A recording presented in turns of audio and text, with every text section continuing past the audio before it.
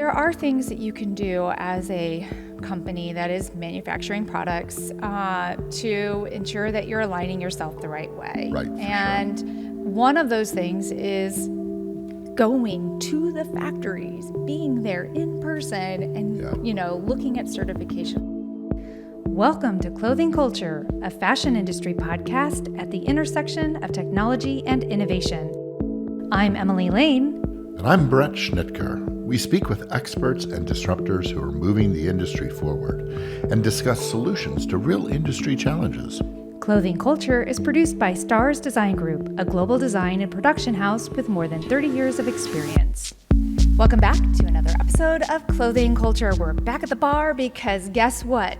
Last week in the news, there was a story that we hear, every 6 months or so, something hits those papers about an apparel company being caught using forced labor or prison labor. And we thought, this is a good time for us to talk through this really, again, complicated topic. So I'd like to start, Bret, by diving into, how somebody who is manufacturing overseas ensures that they're not going to end up on the front page of a paper by, surprise, surprise, you're using prison labor. Yeah, I think the real tone for that should be forced labor. Okay. They're around the world. We've spent lots of years right now fighting for workers' rights and making sure that forced labor does not exist. Or that we're not condoning or supporting places that are using forced labor. Can you just break down real simply the difference between forced labor and prison labor? Sure. In some cases, and we'll dive into it a little bit later, is that there are situations in some prisons around the world where providing labor for those workers in prison are providing them revenue to feed families, are providing them work skills that they can take with them on the outside. So on a positive front, prison labor, the broad blanketed kind of feeling and conversation about prison labor, you should really kind of dig below and understand the nuances. And again, there's this wide range of good and bad within that. There are some very interesting companies that are working with prisons around the world healthily. And within that situation, the benefit you've got is that, there's a positive outcome.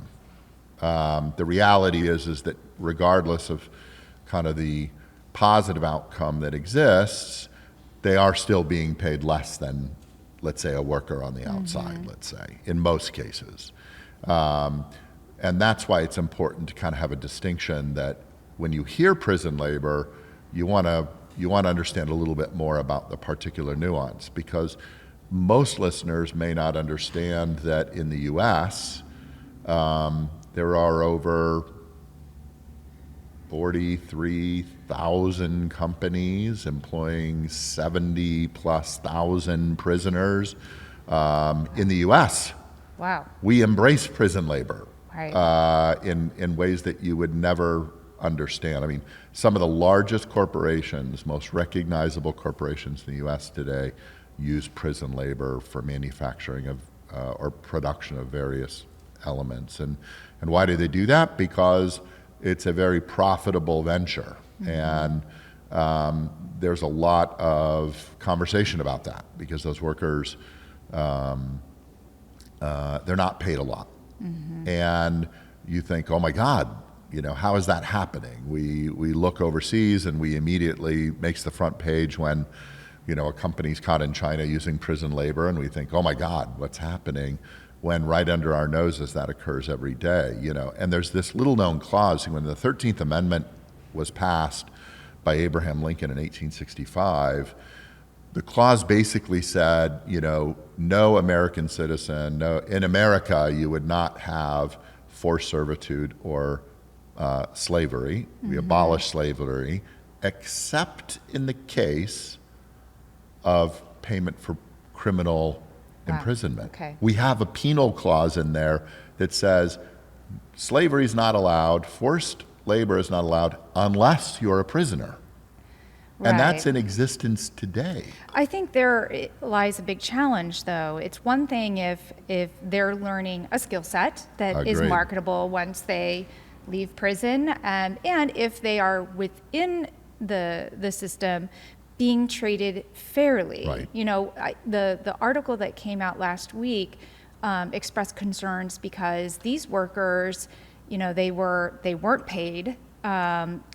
If they were paid, it was not enough to buy what they needed within their commissaries, and they had goals, manufacturing goals, that if they didn't hit them, they were even further penalized, really creating an inhumane environment. Yeah. So, you know, there are, like you said, there's a lot of nuances to really understand, and I think part of And realize in a way we sort of have a double standard.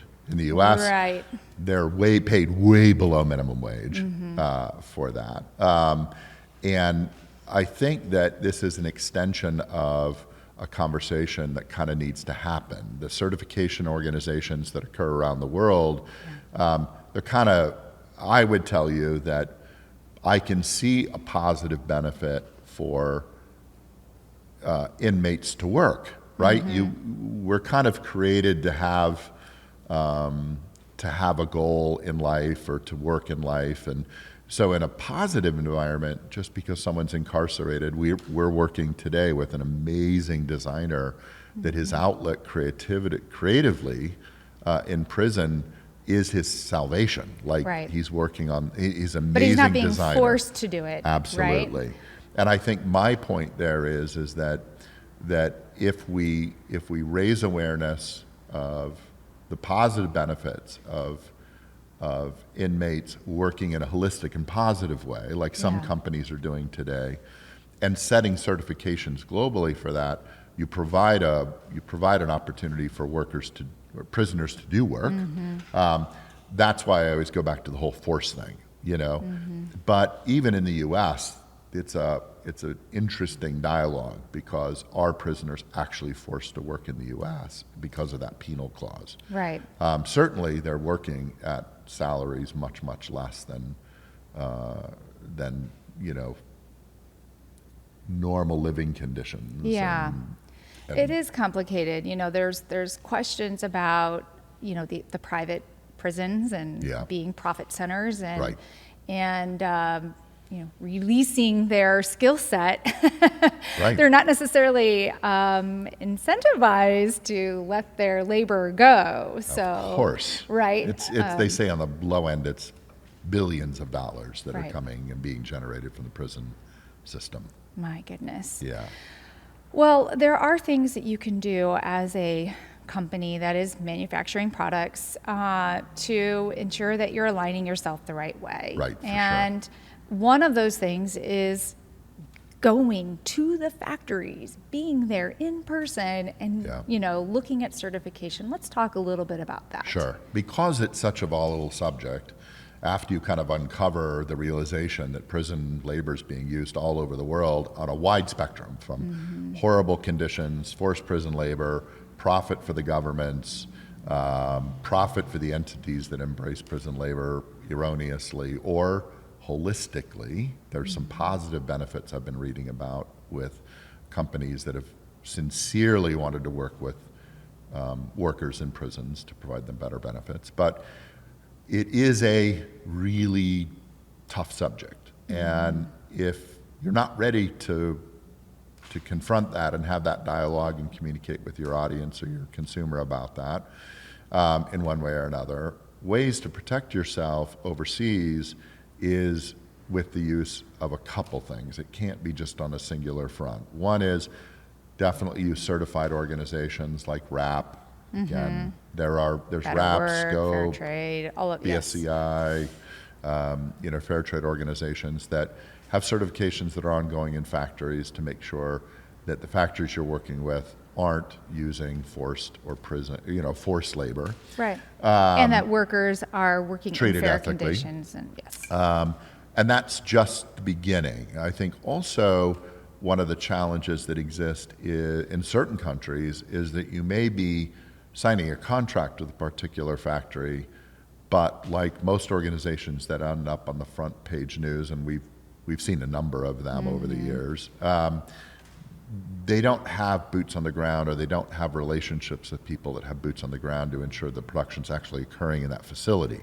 So they wake up being surprised that, oh my God, I signed a contract with someone, but they outsourced it. In reality, they're outsourcing, and we live in a world of outsourcing and subcontracting, and some countries are more opaque than others, and it's difficult to get through that barrier. The only way to really do that is make sure you have boots on the ground. Even then, sometimes it gets challenging, but it certainly reduces the likelihood of some of these situations occurring. You've got oversight, you've got individual inspection organizations. Today we consistently send our team. We have teams on the ground in offices overseas, in production lines. And we personally visit. And we consistently do that, watching production in the lines. We currently have our, Far East liaison and manager hitting all our factories again, and we do that regularly. Ask the questions of those particular people. When's the last time they've been overseas, if you're working with a middleman, or what's their protocol for ensuring that production is actually occurring in the contracted facilities that you're thinking you're in. It requires some diligence for sure. If you are somebody that hasn't traveled to check out where your production is happening, and you're working with somebody that you think you trust, but you haven't personally vetted it, what might be some signals that you could be at risk? Opacity, not really a big dialogue about where your production's being made. That would be a red flag to me. No real conversation about certifications, no real support about that. Sometimes it's geography. Oh, yes. So we ran into a situation years ago where, through our experience, we were dialoguing about an outerwear program with a very, very large surf brand, and the pricing was way too cheap. And in my dialogue with that sourcing director, I was like, well, that price seems really, really inexpensive. It doesn't add up for this particular place in China. And I said that price doesn't make sense. Have you been to the factories? Oh yeah, we've been to the factories. We've taken a look at them. I said, where are you producing? And I think he mentioned somewhere in Harbin area or whatever. And it's very close to the border of North Korea. And so I kind of just said, are you sure? This sounds like North Korean transshipment. And he, of course, pushed back vehemently on that. And I was like, okay. And I kind of let it go. Weirdly, I was still out in the area. And the next day, front page news, X company made with forced North Korean prison labor. And it was transshipped back and forth. So did they think you were the whistleblower on that? Yeah, I wasn't. Timing is... Yeah, I wasn't, because I didn't, I had my suspicions. Yeah. But sometimes if it's too good to be true, right, that's a warning sign too. If it defies logic about cost, or if you're in a particular region that looks sensitive, those are things that you should really be looking. You should be asking questions. Where is this being manufactured? Can I see photos of the factory? I kind of have a rule or requirement, recommendation for some, that you should go visit factories. You know, hey, let's go visit. And we certainly do that regularly. And revisit. And make sure that relationship's intact, and make sure that we're looking at production while it's on the line.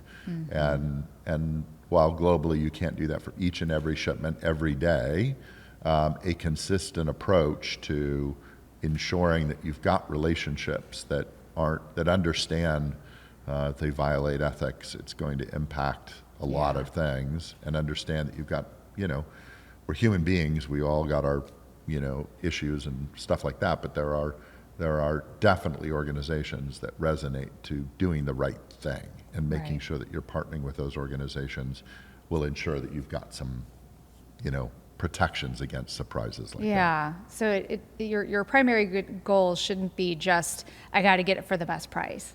You've got to make sure your checks and balances are in place to make sure that that price is supported with ethics. Generally, the ones that get caught are the ones that 100% rely on some entity that they haven't vetted totally.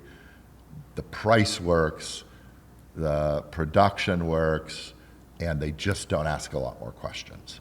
Yeah. And they don't have a robust strategy for ensuring that there's some, checks and verifications to ensure that their production's indeed happening. They just kind of like, hey, you go do it. Whatever happens, happens. But my God, that price is great. We're profitable, and the production looks good. Then you start asking yourself for some challenges eventually. That's great.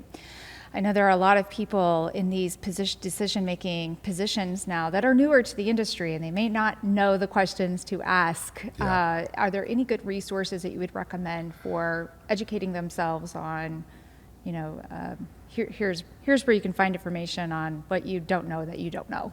Well, it's all over the internet. There's a lot of resources to be able to go through. But as I mentioned earlier, partnering with some of these really ethical certified organizations, again, I feel really strongly about our relationship with RAP, and Yeah. that they do a continuous effort to ensure that the factories underneath their scope are doing the right thing. Partnering with these organizations, fair trade, Yeah. You've raised the bar then, daily living wage, fair trade organizations, those things are raised bars to ensure that you don't have issues at all. I mean, those guys have much, much higher bars to cross. And so I think that's where you start, and then really start taking the time to understand individual countries. What are the challenges with individual countries? Myanmar has been fraught with challenges forever with human rights, and it's gone on forever. So you kind of raise your awareness of what a particular country's challenges are, and then you can be more sensitive to making sure that you're addressing, that you're being very focused on making sure that because it's a certain challenge in a country, that you're being much more aware of that it could happen. Yeah, that's Right. really smart. Yeah. Yeah, I like the geographic intelligence. And we Yeah. do have a download from one of our previous episodes that does spotlight some strengths and weaknesses of various countries around the world. So that might be a great resource. Of course, we are here as a resource if you have questions about navigating this really complicated space. We want to make sure you don't end up on the front page of the paper for all the wrong reasons. Yeah, sure. Thank you for joining us today at this Bar Talk of Clothing Culture. Do not forget to subscribe to stay apprised of upcoming episodes.